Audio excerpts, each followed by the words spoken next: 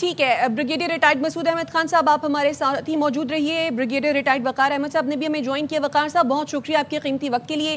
Passing out parade سے اب سے کچھ دیر قبل فیلڈ مارشل سید عاصم منیر خطاب کر رہے تھے. بڑا ہی تاریخی اور غیر مبہم خطاب تھا.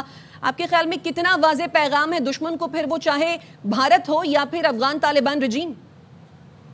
یہ آئی تھنک بڑا کلیئر میسج ہے ایسٹ اور ویسٹ، اور اسپیشلی مودی کی فاشسٹ گورنمنٹ کو، اور جو آئی وڈ سے جو تھگ رجیم ہے طالبان کی، کہ پاکستان کی ایک تو بھی اسٹریٹجی بھی چینج ہوئی. پاکستان ڈسپلے کی صرف الفاظ ہی ہے کہ نیکسٹ ٹائم پاکستان کے ساتھ کوئی چھیڑخانی ہوتی ہے یا کوئی اگریسو پوزیشن، پاکستان پھر اکراس دا بارڈر جا کے اٹیک کرے گا on the heart of their hearts. اس کو ڈسپلے کیا گیا بھارت کے ساتھ مئی میں.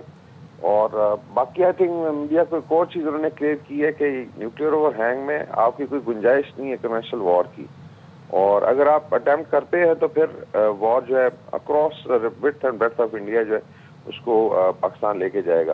افغانستان کو، بلکہ آئی وڈ سے طالبان رجیم کو تو ویسے ہی ابھی نظر آ گیا ہے کہ we can hit them all across Afghanistan, چاہے وہ کابل ہو کندھار ہو. یہ پرانی پالیسی ہے کہ منافقت کر کے اور آپ ایک ہائرڈ گن بن کے پاکستان کو ڈنٹ کر سکتے ہیں، یہ نہیں ہوگا. اور اس کا ڈسپلے آئی تھنک پچھلے 5-6 دنوں میں دیکھ لیا دنیا نے. دوسرا جو ہے پاکستان کی جو ملٹری کیپبلٹی ہے وہ آئی تھنک پوری اقوام عالم میں اس کی آلریڈی ایکنالجمنٹ ہے، چاہے امریکہ ہو، چائنا ہو. مڈل ایسٹ میں فیلڈ مارشل نے ذکر کیا کہ سعودی عربیہ کے ساتھ جو ہمارا معاہدہ ہوا ہے وہ انشاءاللہ ریجن میں جو سیکیورٹی ہے اس کو بھی بہتر بنائے گا.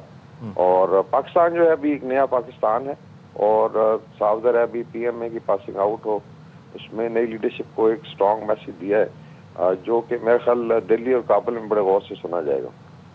وقار صاحب، اس کے علاوہ فیلڈ مارشل نے اپنے خطاب میں پاکستان کو عالمی سطح پر ڈپلومیٹکلی جو کامیابیاں حاصل ہو رہی ہیں اس کا بھی ذکر کیا، چاہے وہ پھر یو ایس ٹریڈ معاہدے ہوں یا پھر اگر ہم بات کریں سعودی معاہدہ ہو.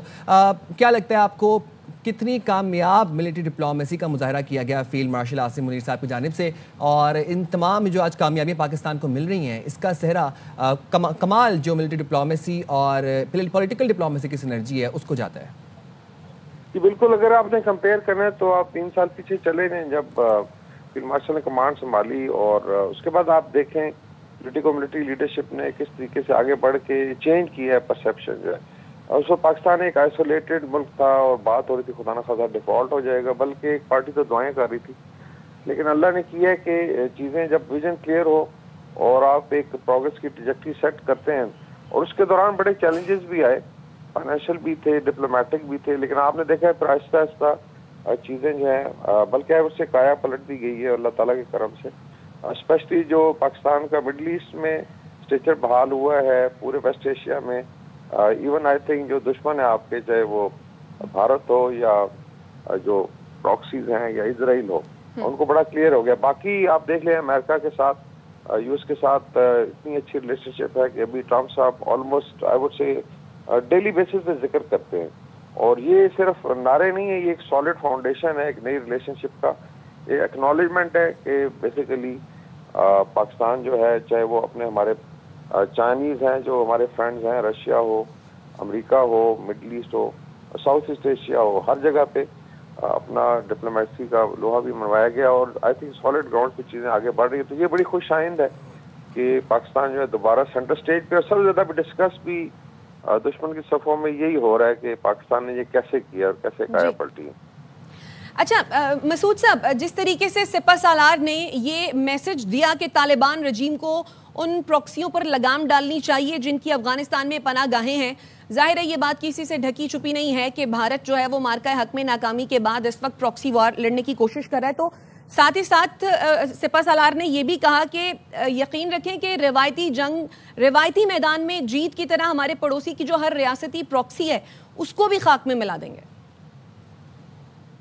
کہا دیکھیں انہوں نے کہا جب کنونشنلی ہم نے کوئی شکست دی ہے تو یہ غیر روایتی جو طریقوں سے کوشش کر رہے ہیں سب کنونشنل طریقے سے، اور وہ افغانستان کو ایک پراکسی کے طور پہ یوز کر رہے ہیں. اور افغانستان کی ایک ہسٹری ہے 1950 سے لے کے یہ افغانستان کو انڈیا یوز کرتا رہا ایز اے پراکسی.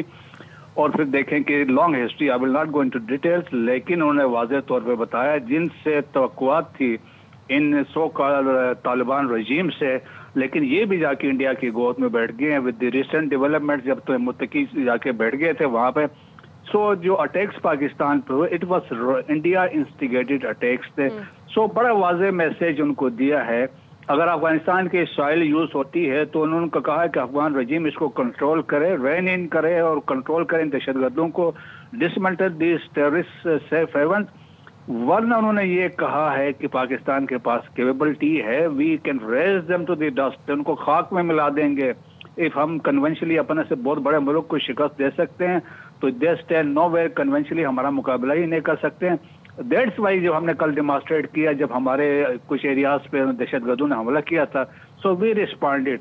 तो पाकिस्तान ने न्यू नॉर्मल अपना एक सेट कर दिया है, एक वाज़ेह message the so called the religious caliphate Kandahar वालों को भी दिया, जहां हमने स्ट्राइक्स भी किए हैं, और पॉलिटिकल कैपिटल जो काबुल है वहां भी मैसेज दिया है। So there will be no compromise, ये बड़ा वाज़ेह है as far as Pakistan sovereignty is concern. कोई बाई बंदी की बात नहीं है, पाकिस्तान की अगर वायलेशन होती है सॉवरेनिटी की, पाकिस्तान का कोई शहीद होता है। फील्ड मार्शल ने बड़ा वाज़ेह पहले भी कहा था, रिलेशन विद अफगानिस्तान, उन्होंने कहा था अगर एक मेरे पाकिस्तानी की जो जिंदगी है उससे ज्यादा अहम नहीं है, तो मेरा ख्याल में इससे बड़ी बात हो नहीं सकती है। सो हम अभी ये बातें कर रहे हैं, हम चाहते हैं अफगानिस्तान में पीस हो, स्टेबिलिटी हो, लेकिन not at the cost of Pakistan. Therefore जो recent steps government of Pakistan ने लिए, मैं तो बड़ा अप्रिशिएट करता हूं कि जो अभी तक जो अनडॉक्यूमेंटेड अफगान से डॉक्यूमेंटेड है उनको जो यहाँ से डिपोर्ट कर रहे हैं, वी मस्ट डू इट और फौरन इनको भेजें, और हम we must close the entire western borders. तो फिर आप देखें ये घुटनों पे आएंगे।